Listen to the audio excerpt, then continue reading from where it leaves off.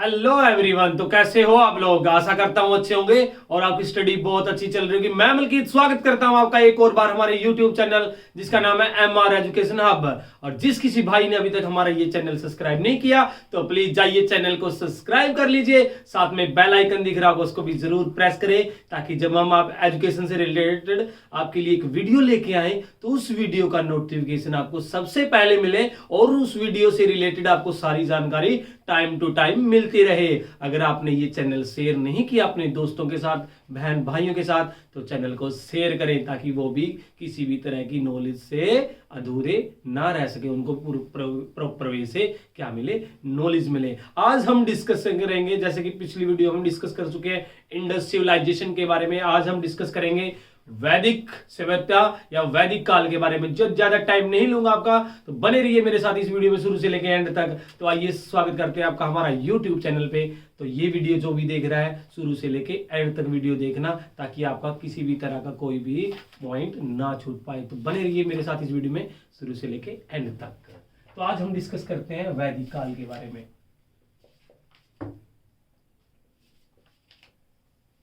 जिसका time period 1500 BC से लेके 600 BC, और हमने इनको दो पार्ट में डिवाइड किया।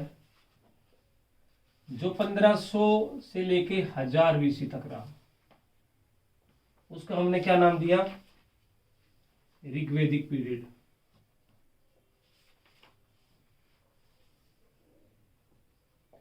और जो 1000 BC से लेके 600 BC तक रहा उसको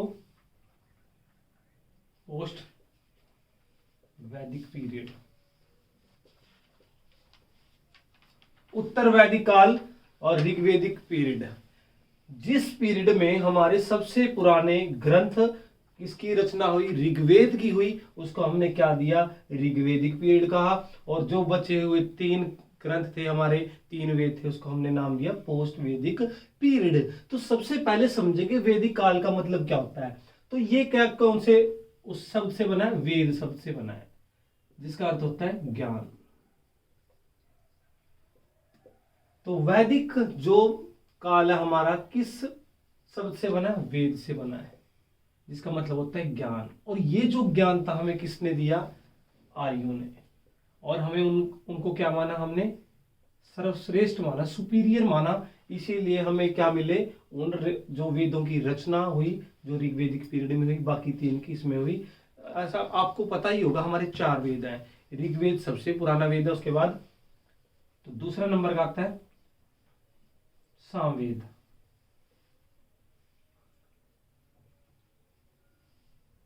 यजुर्वेद और अर्थवेद।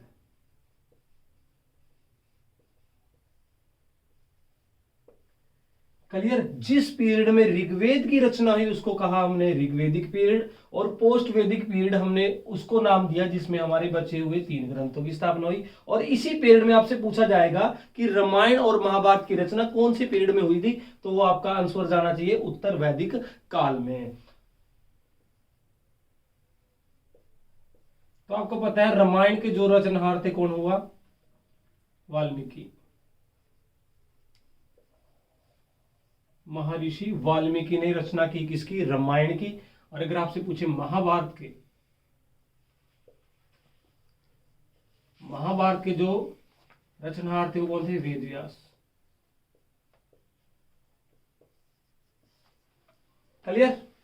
तो इससे रिलेटेड तो ये हो गया हमारा वैदिक काल। उससे पहले मैंने आपको बताया था कि इंडस सिविलाइजेशन खत्म होने के बाद अगर बात आती है तो किसकी आती है? वैदिक सभ्यता की आती है, उस टाइम के कल्चर की आती है। ऐसा मानना है कि जिस टाइम वैदिक का काल था या इंडस सिविलाइजेशन खत्म हो गई थी, बहुत सारों को मानना था कि इसमें हड़ आ गया था। बहुत सारे ने बोला कि क्योंकि बहुत सारों को निशान मिले हैं, कुल्हाड़ी के निशान मिले हैं, कट के निशान मिले हैं उनके माथों पे, सिर पे, जिससे हम अंदाजा लगा सकते थे कि उनपे किसी भी तरह का क्या हुआ था? हमला हुआ था, जिसकी वजह से वो सिविलाइजेशन खत्म हो गई थी। उसके बाद ऐसा मानना है कि वैदिक काल में ही जो एंट्री की किसने? आर्यन ने की। आर्यंस लोग थे बहुत सारे। मैक्स मिलर का कहना था कि वो जो आर्यंस आए उनका आगमन कब हुआ?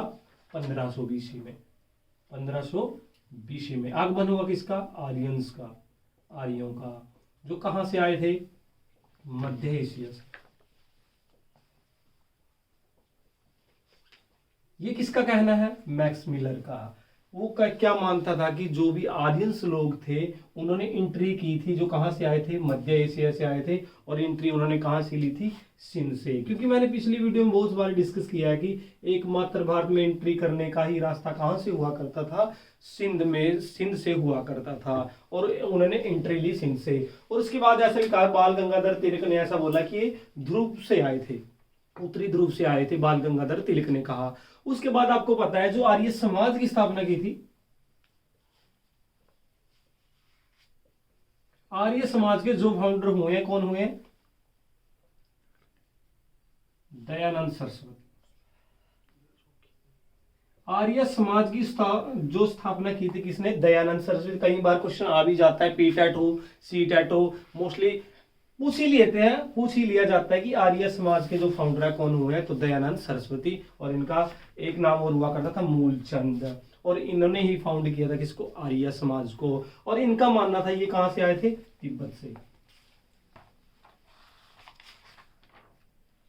तो ये कहां से आए थे? तिब्बत से आने वाले थे। किसके अकॉर्डिंग? दयाराम सरस्वती के अकॉर्डिंग। और ऐसा माना जाता है कि जिस टाइम, आपको पता होगा कि पुराने टाइम में किसी भी तरह की कोई भी कॉलेज संस्था नहीं हुआ करती थी। और वैदिक पीरियड में ऐसा माना जाता है कि जो मुंह से बोल देते थे, कहने का मतलब ओरल हुआ करता था सारा, वो उसका ज्ञान अपने अंदर ले लेते थे। क्योंकि मोस्टली लिपिबद्ध नहीं हुई थी अभी तक, वेदों की रचना प्रॉपर वे से नहीं बताया गया। ऐसा माना जाता है कि वैदिक काल में ही रचा गया था सबसे पुराना जो हमारा ग्रंथ था वैदिक, जिसको ऋग्वेद भी कहा जाता था। और बाकी के 3 बचे जो पोस्ट वैदिक पीरियड में रचे गए थे। रामायण की रचना पूछे आपसे, महर्षि वाल्मीकि ने की थी।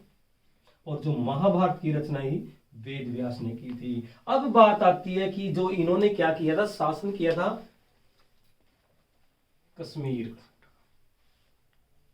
कश्मीर से लेके राजस्थान, नॉर्थ गंगा और अफगानिस्तान।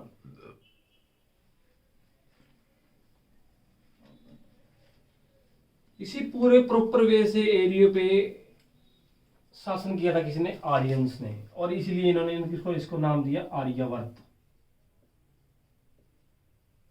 तो एक क्वेश्चन यहीं से बन गया, भारत का सबसे पुराना नाम ही क्या था? आर्यावर्त। जो किसने दिया था? आर्यंस ने दिया था। फिर आपसे एक क्वेश्चन और पूछा जाएगा कि भारतवर्ष क्यों पड़ा? कि जिस टाइम रचना हुई किसकी? महाभारत की।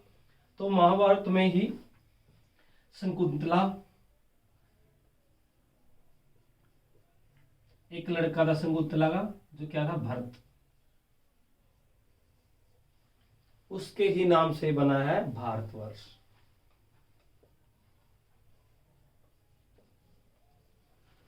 क्लियर? अब आते हैं बात पे जो वैदिक सभ्यता के बारे में। तो ऐसा मानना है कि जिस टाइम वैदिक कल्चर चला करता था, जो वैदिक क्या थी? सभ्यता थी। मोस्टली ऐसा कहा जाता है कि इसमें ज्यादा इंपॉर्टेंस किसको दी जाती थी? पिता को दी जाती थी।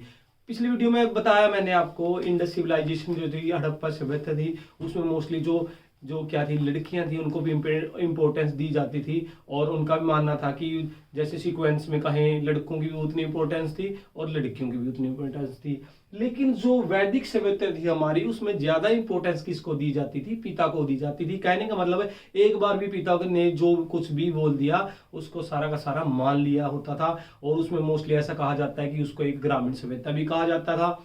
और मोस्टली ऐसा मानना था कि जो ग्रामीण सभ्यता थी, मोस्टली उनका जो धंधा हुआ करता था वो खेती करते थे और जो पशुपालन वगैरह करते थे, जो हमें वहां से एविडेंस मिले हैं। और जितने भी उनके कल्चर थे, अलग अलग पहरावा हुआ करता था, उसके हिसाब से पुराना कल्चर था। क्योंकि हमारे पास एविडेंस है। पहले तो हम सोचते थे कि जो ये इंडस सिविलाइजेशन से बाद बनी है, लेकिन हमें पता लगा कि इंडस सिविलाइजेशन तो इससे पहले की बनी हुई है। और उसके बाद नाम आता है किसका? आर्यंस का और इनकी सिविलाइजेशन का। तो इससे बनने वाले क्वेश्चन देखो कैसे बनेंगे। आपसे क्वेश्चन पूछ लिया जाएगा कि सबसे पुराना ग्रंथ कौन सा है? तो ऋग्वेद है। उसके बाद पोस्ट वैदिक पीरियड में रचने वाले 3 जो ग्रंथ हमारे, सामवेद, यजुर्वेद और अर्थवेद। उसके बाद रामायण का फाउंडर कौन था? वाल्मीकि जी थे। जो महाभारत के फाउंडर कौन? वेद व्यास थे। आर्यावर्त नाम किसने दिया? आर्यंस ने दिया। उसके बाद पूछ लिया जाएगा आपसे आर्य समाज के जो फाउंडर कौन हुए?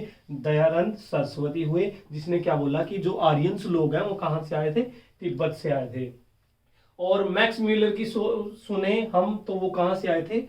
सेंट्रल एशिया थे या मध्य एशिया से आए थे, और जिन्होंने अपना जो पूरा का पूरा अधिकार जमाया था कहाँ पर? कश्मीर से लेकर राजस्थान और अफगानिस्तान से लेकर नॉर्थ गंगा तक, इसीलिए उन्होंने नाम दिया था आर्यावर्त का।